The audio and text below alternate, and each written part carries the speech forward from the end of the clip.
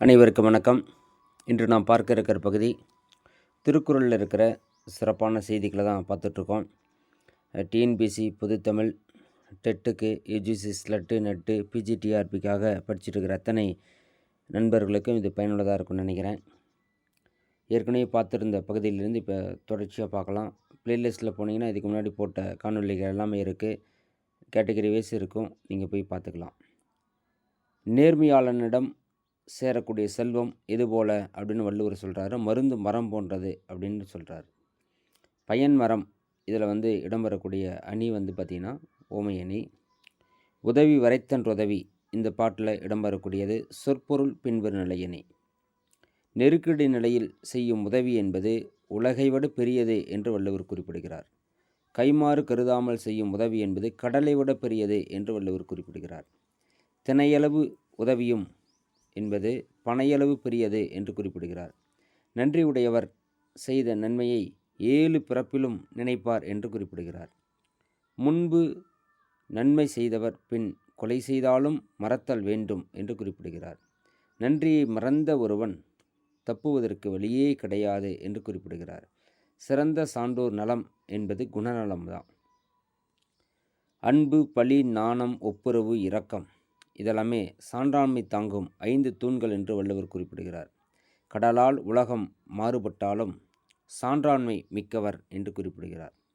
பெரியாரை தமக்கு சுற்றத்தராக்குதல் அரசனுக்கு அரிய செல்வம் மாறுபட மாட்டார் என்று குறிப்பிடுகிறார். பெரியவரை துணைவராக்குதல் அரசனுக்கு சிறந்த வலிமை என்று குறிப்பிடுகிறார். பெரியார் தொடர்பை கைவிடுதல் 10 மடங்கு தேமை தரும் என்று குறிப்பிடுகிறார். முதல் இல்லாருக்கு ஊதியமில்லை என்று சொல்லக்கூடிய பாட்டில் எடுத்துக்காட்டு ஓமையணி இடம்பெற்றிருக்கிறது. குன்றேறி யானைப்போர் என்ற பாட்டில் ஓமையணி இடம்பெற்றிருக்கிறது. தாய் உட்பட எல்லாரும் இகழ்வர் யார் அப்படின்னா செல்வம் இல்லாதவரை. செல்வம் பகையை இருள் அளிக்கும் என்று சொல்கிறார். இதை நந்தா விளக்கைக்கு வள்ளுவர் அவர்கள் காட்டுகிறார். அரசனுக்குரிய பொருள் எது அப்படின்னா உரிமையாளரிடம் இல்லாத பொருள், சுங்கவரி, திரை இதெல்லாமே அரசனுக்குரிய பொருள் என்று குறிப்பிடுகிறார். பொருளல்லவரை பொருளாக செய்யும் இந்த பாட்டில் இடம்பெறக்கூடியது சொல் பின்வரும் நிலையணியாகும். அருளென்னும் அன்பின் குளவி இந்த பாட்டில் இடம்பெறக்கூடிய அணி உருவக அணியாகும். வினைத்திற்பம் மனத்திற்பமாகும். பெரிய தேருக்கு அச்சாணி போல இது மன உறுதியை அவசியம் என்று குறிப்பிடுகிறார். முகமலர்ச்சியோடு பேசுவதை அறமாகும் என்று குறிப்பிடுகிறார். இனிய சொற்களை பேசுபவருக்கு இல்லாதது வறுமை என்று குறிப்பிடுகிறார். பணிவுடன் இனிய சொல் பேசுபவருக்கு வேற்றுமை அணி, வேறு அணி தேவையில்லை ஆகும். தமிழ்நாட்டில்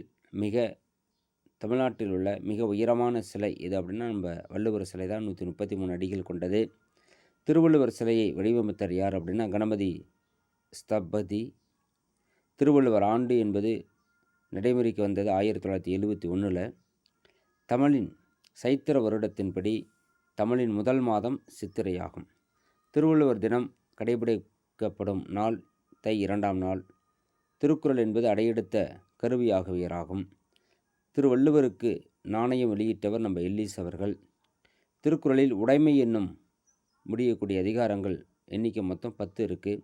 அதில் அடக்கமுடைமை, அன்புடைமை, ஒழுக்கமுடைமை, புறையுடைமை, அருளுடைமை, அன்புடைமை, அறிவுடைமை, ஊக்கமுடைமை, ஆள்வினை உடைமை, பண்புடைமை, நாணமுடைமை என்று 10 அதிகாரம் காணப்படுகிறது. திருக்குறளில் நட்பு பற்றிய அதிகாரங்கள் எண்ணிக்கை மொத்தம் 4 இருக்குது. நட்பு, கூடா நட்பு, தீ நட்பு, நட்பாராய்தல் என்றாகும். சான்றோருக்குரிய விளக்கு அப்படின்னா அது வாய்மை தான். சிறந்த பொருளாக குறிப்பிடக்கூடியது வாய்மை தான். உள்ள தூய்மை எதனால் உண்டாகும் அப்படின்னா வாய்மையால் தான் உண்டாகும். ஒருவருக்கு அனைத்து சிறப்புகளையும் தருவது எது அப்படின்னா ஒழுக்கம்தான். ஒழுக்கத்தால் எய்துவது மேன்மை தான். என்றும் இடும்பை தருவது தீய ஒழுக்கம்தான். ஒழுக்கம் இல்லாதவரிடம் இல்லாதது எது அப்படின்னா உயர்வு. ஒழுக்கம் இல்லாத எதை அடைவார்னா பழியை தான் அடைவார். இதெல்லாமே வள்ளுவர் ஒழுக்கத்தை பற்றி சொல்லக்கூடிய அரிய கருத்துக்களாகும். பல கற்றும் அறிவில்லாதவர் யாரோடு பொருந்தி வாழாதவர் அப்படின்னா உயர்ந்தாரோடு. ஞாலம் கருதினும் கைகூடும். காலம் இடமும் அறிந்து செயல்பட்டால் இதெல்லாம் நடக்கும் அப்படின்னு வள்ளுவர் குறிப்பிடுகிறார். செயற்கரிய செயலை செய்வது எப்போது அப்படின்னா வாய்ப்பை பயன்படுத்தி செயலை செய்வதாகும்.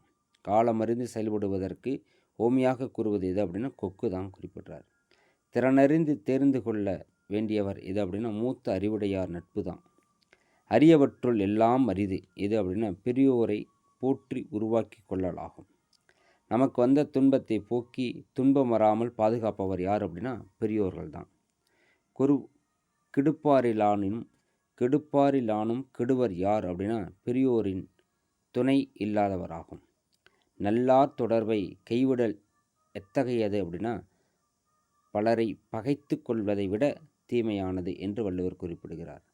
சிறந்தது எது அப்படின்னா பிறர் தீங்கை பொறுப்பது தான் சிறந்தது. அதைவிட சிறந்தது அப்படின்னா பிறர் தீங்கை மறப்பது என்று வள்ளுவர் குறிப்பிடுகிறார். துறவியினும் மேலானவர் யார் அப்படின்னா பொறுத்தவர் தான் துறவியினும் மேலானவராம். உண்ணா நோன்பு நோர்க்கும் பெரியவர்களை விட சிறந்தவர் யார் அப்படின்னா பொறுமைசாலிகளை தான் சொல்கிறார். ஞாலத்தின் மான பெரிது இது அப்படின்னா காலத்தால் செய்த உதவி தான் அப்படின்னு சொல்கிறார். தகுந்த நேரத்தில் செய்யக்கூடிய உதவி தான் ஞாலத்தை விட பெரிது என்று வள்ளுவர் குறிப்பிடுகிறார். கடலை விட பெரியது என்று எதை பயன் கருதாமல் செய்யாத உதவி கடலை விட பெரியது என்று குறிப்பிடுகிறார். நன்றன்று எவை அப்படின்னா நல்லவற்றை மறப்பதும் நன்றி மறப்பதும் என்று வள்ளுவர் குறிப்பிடுகிறார். நன்று எது அப்படின்னா தீயவற்றை மறப்பது என்று வள்ளுவர் குறிப்பிடுகிறார். யாருக்கு உய்வில்லை செய்நின்றி மறப்பவருக்கு உய்வு கிடையாது என்று வள்ளுவர் குறிப்பிடுகிறார். வினைத்திற்பம் என்பது மனத்திற்பம் என்று வள்ளுவர் குறிப்பிடுகிறார். பழுதுபடும் செயலை செய்யாமை தளராமை இரண்டும் ஆய்ந்தவர் கோன் என்று வள்ளுவர் குறிப்பிடுகிறார். ஏற்றார் விழுமம் தருவது எது அப்படின்னா செய்யும் செயல் இடையில புலப்படும்படி செய்தல் என்று குறிப்பிடுகிறார். எளியது எது என்றால் சொல்லுதல் எளியது. அரியது எது சொற்படி நடத்தல் என்று வள்ளுவர் குறிப்பிடுகிறார். பகைவராலும் அழிக்க முடியாத கோட்டை எது அப்படின்னா அறிவுதான் என்று வள்ளுவர் குறிப்பிடுகிறார். நம்மை அழிவிலிருந்து காப்பதும் அறிவுதான் என்று வள்ளுவர் குறிப்பிடுகிறார்.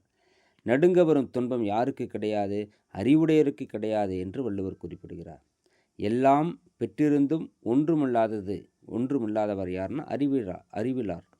எல்லாம் பெற்றிருந்தும் ஒன்றுமில்லாதவராக கருதப்படக்கூடியவர் அறிவிலார் என்று வள்ளுவர் குறிப்பிடுகிறார்.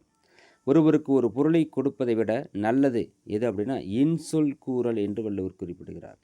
ஒருவருக்கு அழகு தருவது இன்சொல் தான். மறுமையும் இம்மையும் இன்பம் தருவது இன்சொல் தான்.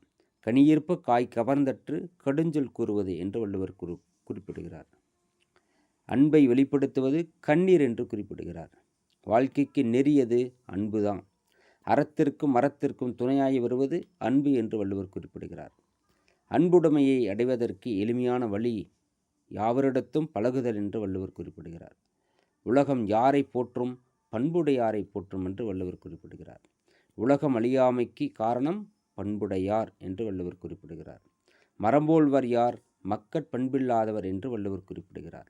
பகலும் இருளாக தோன்றும் யாருக்கு நகை உணர்வு இல்லாதவருக்கு தோன்றும் என்று வள்ளுவர் குறிப்பிடுகிறார். பண்பில்லாதவன் பெற்ற செல்வம் எவ்வாறு கெடும் என்றால் பாத்திரத்தின் தன்மையால் பால் திரிவது போல கெடும் என்று வள்ளுவர் குறிப்பிடுகிறார். இடுக்கண் களையும் நட்பு எது அப்படின்னா உடுக்கை இழந்தவன் கை போன்றது என்று வள்ளுவர் குறிப்பிடுகிறார். நட்பிற்கு சிறந்த இடம் எது தெரியுமா வேறுபாடின்றி உதவுதல். இதான் நட்பிற்கு சிறந்த இடம் என்று வள்ளுவர் குறிப்பிடுகிறார். எண்ணும் எழுத்தும் எதை போன்றது கண் போன்றது என்று வள்ளுவர் குறிப்பிடுகிறார். நட்பு எப்போது சிறப்பை இழக்கும் என்றால் நட்பை இகழும்போது அது சிறப்பாக இருக்கும். நட்பு எப்போது சிறப்பை இழக்கும் என்றால் நட்பை இகழும்போது நடக்கும் என்று வள்ளுவர் குறிப்பிடுகிறார். கண்ணுடையார் யார் என்றால் கற்றோர் தானா. முகத்தில் 2 புண்ணுடையார் யார் என்றால் கல்லாதவர் என்று வள்ளுவர் குறிப்பிடுகிறார். ஒருவனுக்கு அழியா செல்வம் எது தெரியுமா கல்வி என்று வள்ளுவர் குறிப்பிடுகிறார். 7 பிறவியிலும் பாதுகாப்பை தருவது எது என்று வள்ளுவர் குறிப்பிடுகிறார். கல்வியை தான் சொல்கிறார். வாய்மை எனப்படுவது தீமை இல்லாமல் பேசுவது என்று வள்ளுவர் குறிப்பிடுகிறார். பொய்மையும் வாய்மையும் எப்போது நன்மை தரும்போது என்று வள்ளுவர் குறிப்பிடுகிறார். பொருளல்லவரை பொருளாகச் செய்வது எது அப்படின்னா பொருள் என்று வள்ளுவர் குறிப்பிடுகிறார். எண்ணிய தெய்யத்து சென்று இருளறுப்பது பொருள் என்று வள்ளுவர் குறிப்பிடுகிறார். அறத்தையும் இன்பத்தையும் கெடுப்பது நல்வழியில் வந்த பொருள் என்று வள்ளுவர் குறிப்பிடுகிறார். ஒருவர் ஆராய வேண்டிய வலிமைகள் 4 என்று குறிப்பிடுகிறார். இடைக்கண் முறிந்தார் யார் என்றால் தன் வழியறியார் என்று வள்ளுவர் குறிப்பிடுகிறார். பொருளை பற்றி வணங்கும் நெறி பொருள் எல்லையறிந்து செயல்படுதல் என்று வள்ளுவர் குறிப்பிடுகிறார். இதுபோல் கிட்டத்தட்ட ஒரு 100 வினாக்கள் ஆயிடுச்சு. அடுத்த ஒரு காணொளியில் மீதி இருக்கிறத பார்க்கலாம். நன்றி, வணக்கம்.